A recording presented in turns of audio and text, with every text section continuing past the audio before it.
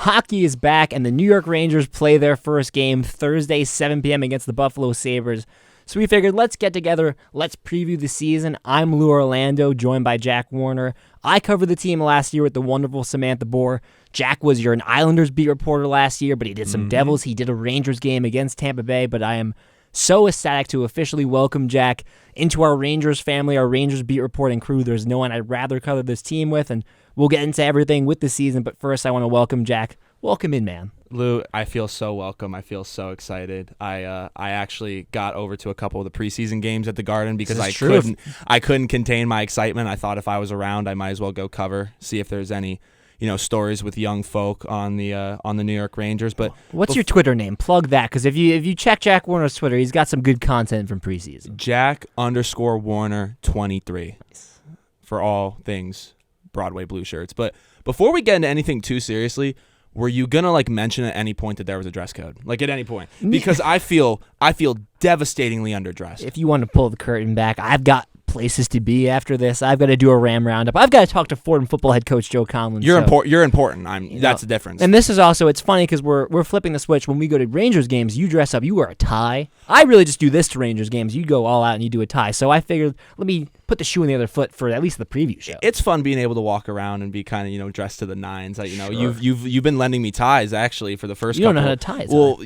Okay, expose me. That's good. There's too much stuff going on. No, he's a very good roommate. He's a very good friend. He's tied my ties for me a couple of times. But I love using the red and blue tie because it's very Rangers themed and it makes me feel very very stylish, and I appreciate that. Well, let's get into everything, and we get into this New York Rangers 2023-2024 season preview, coming off a first-round loss in 7 games to the New Jersey Devils, and this offseason's kind of been weird. Vibes have been a little bit off. I think excitement online, social media-wise, hasn't been at an all-time high, but if you're watching this, I'm sure you know the Rangers go out, they make some nice moves, they stay within the cap, but they pick up Blake Wheeler, they pick up Tyler Picknick, Nick Bonino, Eric Gustafson, Jonathan Quick, so kind of minor moves to supplement this roster, but you still have really all of your key core pieces, so obviously, listen, Kane and Tarasenko are gone, but still Panarin, Kreider, Mika, Fox, Igor, all your big names. This is a team that feels like they are in a similar spot to where they were last year when we were talking about them as Stanley Cup contenders, but the vibes don't seem to be in the same place, but I think you can't deny there's a ton of talent on this team. Well, and I think that's what made the exit against New Jersey last year so frustrating, was that I don't think you saw the Rangers fall short because they didn't have the talent in their arsenal to go any further. I think you saw a bunch of really talented players on a New York Rangers roster, especially on the defensive side of things, specifically in the New Jersey series, that just fully ran out of gas. And that's the problem. A lot of what you've seen, or at least what I've seen so far in the preseason, which we'll get into in a little bit, with people starting to get a bit nervous with a shaky, preseason record, was fully not playing 3 periods of hockey. I mean, that's what it came down to, was you had players who you had your trust in and were riding high on all year. You had Artemi Panarin, who has, even though as reliable as a player as he's been during the regular season, has yet to really show himself off in any capacity in the playoffs. You had situations like that. You had Mika, who was famously unavailable in the playoffs. So I think that's what made the whole thing all the more frustrating, because New Jersey's a great team, and it's a rivalry. Obviously, it's a somewhat hateful rivalry between the two teams. So yes, there's frustration, but it would at least be one thing if that New Jersey was just on every single metric a better team and fully outworked New York the entirety of the series. That's not what happened. Rangers take 2 quick games in the beginning of the series and then just completely and utterly run out of gas. We'll kind of shift the topic away from that. A lot's been said about that playoff series, and obviously I think that's something that's going to stay with Rangers fans for a while, unless the season really gets off to a jump start and they're able to kind of wipe the slate clean. That loss is really going to hang over them until we get to the postseason this year. But you mentioned preseason, and let's get right into it. I think the biggest news coming out of preseason, listen, team went 1-5. They didn't look good. I don't know how much weight you put into preseason. Preseason's preseason. I think Blue Shirts Breakaway made a great point that there was a national story about Mark Stone complaining about getting hit because a kid's trying to make the roster. So, listen, preseason it's a weird thing, but I think 2 big stories that come out of it. first off, how well Will Cuylle and Brendan Ottman play, but Will Cuylle makes the roster, and right now is slotted in to be in your top 9, and depending on the lines that they've been running out in practice really the last week, we got to look at him on the second line with Hedl and Panarin. Last couple days, he's been taking reps with Trocheck and Blake Wheeler, but Will Cuylle seems like he's going to get reps in that top 9, and Laviolette said he's up here, he's going to play, and this is a kid we saw for a few games last year. Physical kid, second-round pick. I think an exciting thing for Ranger fans to get to watch this young kid come up and play. Well, and I think it's a very good position to be in where you're choosing between two players like Cuylle and Ottman, who both looked fantastic in the preseason. I think at the end of the day, the main decision maker is obviously you've seen a little more experience on Cooley's behalf than Ottman. You got to see Cuylle come up for a few games last season, but no, he's been tried out. He was rotated through several different line combinations throughout the course of the preseason, and he was creating lots of opportunities. And I will say it was definitely easy for him to stand out again with how lackluster this preseason was. Not that is to carry too much significance going forward. He was one of the few players that you actually noticed playing good hockey. Well, exactly. Which is good and bad. Well, exactly. And think about it. So I went to the home Jersey game and the home Boston game. And in the Jersey game, there was really not a whole lot that happened throughout the course of the game. It felt like every single time you turned around, it was Cuylle creating some sort of opportunity. And the Ottman situation, I think, is interesting, too, because he also played really well, but I just don't think there was any way he was going to make this roster. He really doesn't have any AHL experience, so it seems like the plan throughout this entire process was, hey, you're probably not going to make the opening roster. I don't know how well he could have played to be able to make it. I'm not sure that there was a level that he would have been able to play at where he could have made this opening day roster.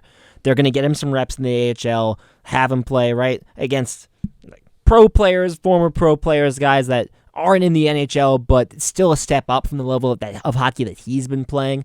I wouldn't be surprised if we see Ottman on this roster at one point or another, especially if he comes out and just balls for 2 months in the AHL. I think you could see a winter call-up for Ottman, but it definitely felt like Cuylle was the easier call-up here. But I'm not sure a guy that we expected necessarily to make the roster. So props to Will Cuylle for... It's props to how well he played that he made the roster from the jump. And I would say don't rule out seeing Ottman later on. Well, yeah, and the other thing, again, is even though we're trying to maintain a level of confidence going into the Rangers season this year, you and I have been talking very much, in passing about how this preseason shouldn't be indicative of what to expect for the season upcoming because there were so many new things, so many question marks that are being addressed for the first time in live play.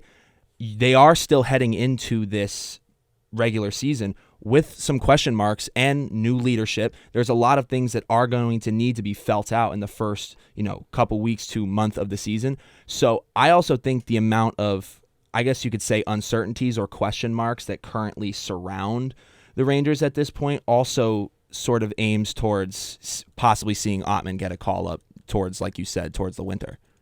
I think as we shift topic away from preseason and more towards, hey, what's this team going to look like and what's going to be the biggest storylines that you should follow if you're watching this team? It's Kaapo and Alexis Lafreniere, and it's two different conversations, but it really seems like we're trending towards seeing both of them in the top 6. All signs point to Kaapo on line 1 with Mika and Kreider, and you got a little bit of taste of that last year, but that was something that Gerard Gallant really didn't want to go to a ton, but Kakko looked good when he's with them.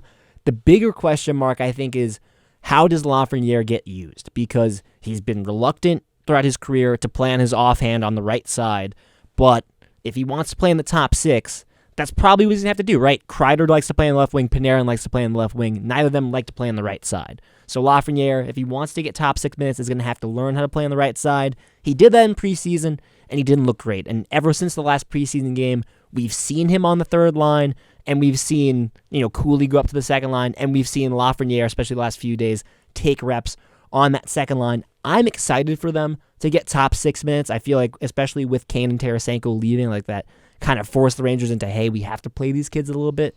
But especially for Lafreniere, this is a make-or-break season. I think people are saying that, hey, if he has a bad year, that might be it.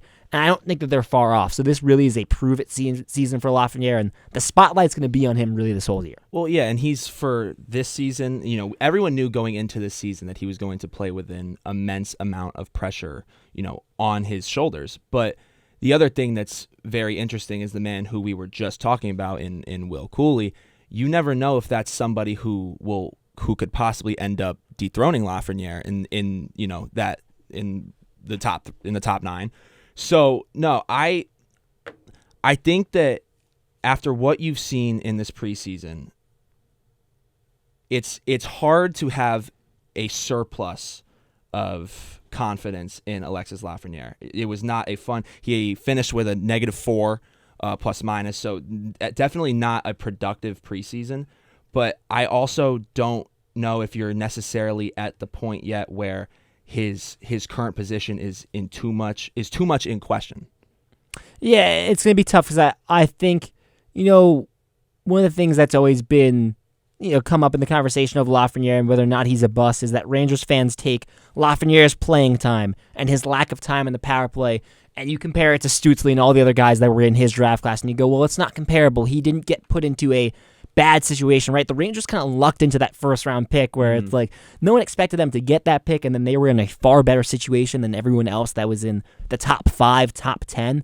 That Lafreniere, and then you look at his relationship with Gallant, they really didn't get along, and so the playing time wasn't really there, and he's been relegated to that third line, and even when he was on power play 2, Gallant played power play 1 for a minute and a half, and that's a whole other conversation. There's back and forth on, well, you don't do power play 2 any favors, but power play 1 has Mika, Kreider, Panarin, and Adam Fox. Like, yeah, you're probably going to play that line a lot, right? But I think it's curious. Feels like one of the kids ends up on power play 1, whether it's Kakko, whether it's Hedl. Probably won't be Laf, but those 3 and Trocheck seem to be the options for power play 1. I think they're leaning towards Hedl to start the season, but curious to see how much time does power play 1 get versus power play 2, because you've got some new guys in the midst. Gustafsson or Keandre Miller might end up being the top defenseman walking the line on power play 2. It's been true for the last couple years, where it's like, I think power play 2 is a different look this year, and you wonder how Laviolette's going to use power play 2 and maybe give them more time this season.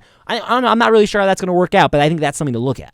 Right, and I think just from what I've seen, I think it points more at Miller being the main defensive guy on power play 2. Just when you look at, he has consistently been a leader in ice time throughout the back half of last season and all of this preseason. He's been given a lot of opportunity to show, because he's also someone who is so young and yet they continue to get so much out of. Yeah, and like if you have, let's say you have Kakko and Lafreniere in power play 2 without going out of your way to give them extra time, because obviously you want to prioritize power play 1, if they get, let's say 15 extra seconds, or maybe it's a minute 10 power play 1, 50 seconds power play 2, what does that do for their stats, right? Because a lot of people get their points off of the power play. Look how many points Chris Kreider got off of the power play on his 50-goal season a couple years ago, right? That a power play is a big game changer for these guys. It's a sign of trust. I'm really curious to see Laviolette's coaching style and how it changes, because that was, again, one of the biggest critiques of Gerard Gallant was, well, he didn't really coach. He was too much of a player's coach in a bad way, in the sense that he just let the players figure it out. This coaching staff, Laviolette's brought in, they're more hands-on. And so that's a change there. I think also curious to see, how does Jonathan Quick do this year, right?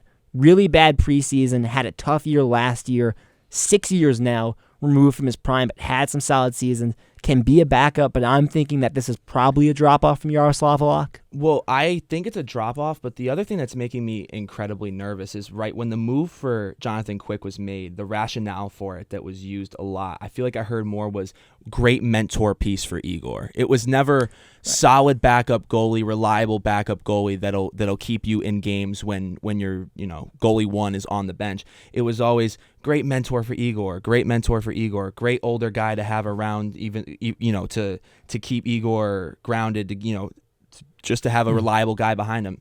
And so far from what we've seen, you haven't really seen much of that. It's a funny story, because obviously Quick's the guy that beats the Rangers in 2014 in that cup run, and Jonathan Quick probably hated by most Ranger fans that were old enough to remember that series and how heartbreaking it was.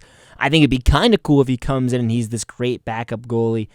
The truth of the matter is, you also don't need him to be great. You just need him to be serviceable, and you just need him to not be what Yaroslav Halak was the first 8 games of the season, and what he was. Doesn't have to be Halak the rest of the year, but just average to below average, but winning about half of his games, right? Jonathan Quick doesn't need to be a superstar because you have Igor. Right, and his age is definitely a factor, and he's been around, obviously, for quite a while, as you mentioned. But the other thing that's fun seeing Jonathan Quick come to the New York Rangers is the fact that he's a local kid. He's from Milford, Connecticut. He's not too far. That's a few towns away from where I live.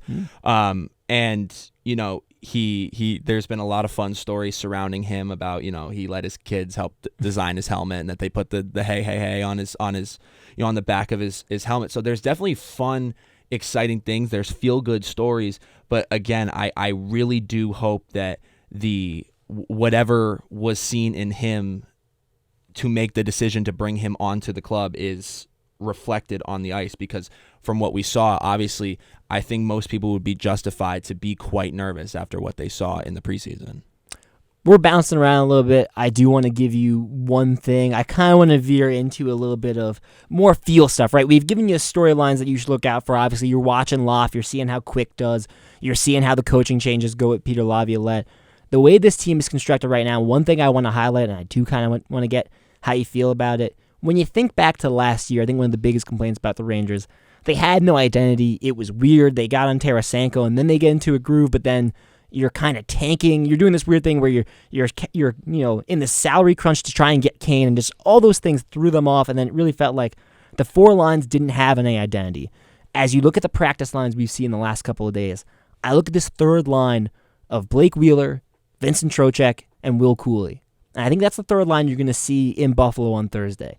That to me feels like an identity line, right? Vincent Trocheck, I think there were some misconceptions about who he was when we first got him, and obviously the contract's kind of big, and that sets him up to maybe be disliked by Rangers fans, but Trocheck's at his best when he's an asshole. And that's who Trocheck is. Well, right? You absolutely. Remember that Pittsburgh series.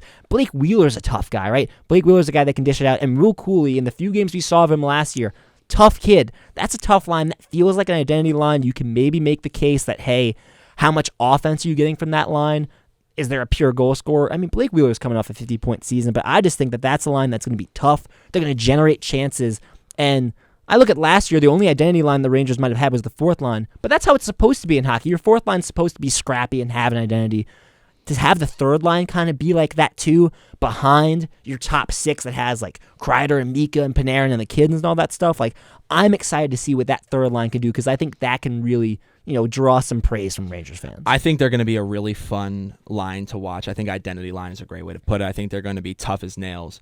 The only thing that I think is sort of up in the air about that third line is whether Will Cuylle stays there. And the reason I say that is because obviously with Lafreniere's performances being up in the air, with people waiting to see and anticipating how he's going to open up this season, right? Most people, if you read anywhere, think that the first replacement for Lafreniere on the second line would be Will Cuylle. At least I've seen a lot of people point to that. Right, and that's what they experimented with in practice. They experimented with it in practice. And by the way, I'm rooting for Lafreniere because he's he's their first overall pick. He's had a lot of pressure on his shoulders. I want him to play well. But at the same time, if you look a little deeper into Cuylle replacing Laf on that second line, there's also ways in which you could really see that working as well. Because if you look up on the second line with Panarin, right? Panarin has always been somebody who's played well with a very consistent forechecker. He's always done. If you think about the one season that he had with Jesper Foss, they played together very, very well. Panarin loved Ryan Strome. Panarin's favorite player is Ryan Strome. Right, exactly. So if you look at a more north-south player like Will Cuylle, you could see where perhaps, again, rooting for Laf. I don't want to have to, I don't want the Rangers to have to make any crazy changes. But it does excite you a little bit to see Cooley's projectability into different lines, to see different scenarios where he could play a factor on 2 or 3 different lines because he's been tried out in so many different places throughout preseason and training camp. And I want, if Lafreniere comes out and struggles and he's not playing well in the offhand, like Blake Wheeler's played on the right side before, and if you don't feel like Cooley's ready to take top 6 minutes, that don't be surprised if Wheeler slots in there either, but it really feels like, your second line right wing is going to be an area of focus, and Gallant changed lines, it felt like, every day. So I think you're curious to see how long Laviolette gives these lines a chance, because I look at these lines right now. I'm excited. It looks like the fourth line is going to be Bonino centering it, who, Laviolette loves Bonino. You have Goodrow on the left wing and VC on the right. Maybe VC and Pitlick switching out. Earlier, it looked like VC was going to get trashed, and I was really against that, but I think either way, you love having Goodrow on the fourth line. I think he's a great fourth line player. Like, that fourth line is going to be fun. Curious to see how the defensive pairings switch up a little bit, but I guess as we look to wrap this up, and I'll give you a chance to do this as well, I've got two gut feelings that I want to let the people know. One is that I think people are going to fall in love with Eric Gustafsson. Loves playing for Laviolette. Had a great season last year for Laviolette when he was with Washington. And I don't know if it's been talked about enough, just how good of an offensive defenseman he is. Well, I think also being able to play in his own zone too. I think you're really going to enjoy watching Gustafsson play, and something about him and Lafayette connection is going to work. And then, listen, man, Panarin shaved his head, got rid of the demons. I think we might be in store for Panarin's best Rangers season yet. That's what I'm hoping for, personally. I'm curious to see what your gut feelings are right now. Honestly, for me personally, I am looking less player oriented because because a lot of what we mentioned in the beginning of the show, the Rangers did a phenomenal job in the offseason of keeping their core players, keeping their core talent, as well as adding some new additions that can prove to be very useful, along with some young talent that's made their way onto the roster. To me, the focus is Coach Laviolette. I think I'm really excited to see. I'm very high on him going into this. I understand that a lot of people were left with questions, after the preseason, things to be nervous about. I know we continuously over and over try to one day say that the preseason doesn't matter and one day say that it does. But I think what we've seen, what we've heard from, behind the scenes in practices, for starters, a lot of players, at least from what I've heard so far, are enjoying the differences in Laviolette's practices. Gallant, they said towards the end of the season, it got to a very go through the motions, do kind of the normal thing that we always do. If it ain't broke, don't fix it sort of, philosophy through the training and through practices. And what you're seeing in the early season is a lot of players, developing connections with Laviolette right away. He's already coaching some players that he's already had the opportunity to coach in the past. You have prior connections there, and I think he's just a trustable hockey guy. And obviously, it was a frustrating time in the offseason, just the fact that the Rangers, with as talented of a crew as they have, were on the market for a coach. It seemed almost embarrassing for the team at a certain point in the offseason to have such a talented team and still be looking for a leader to try to whip them into shape and take them in the right direction. So am I saying that right now Laviolette is cup or bust? No, because it's too early. You haven't gotten the real hustle and bustle of a regular season yet. But do I think that is somebody who right now going forward, Rangers faithful should be confident in? Absolutely. Peter Laviolette's first season with the Rangers starts Thursday, October 12th, up at Buffalo, 7 p.m. Home opener comes up next week on Monday, but should be an exciting season. Rangers are in a bit of a gauntlet. You have the Hurricanes and the Devils in their conference, but should be in store for a ton of fun, and myself and Jack will be covering the team all year long, so check out our Twitters for all of that. Until then, thank you for watching this New York Rangers season preview, and hope you tune in along the season.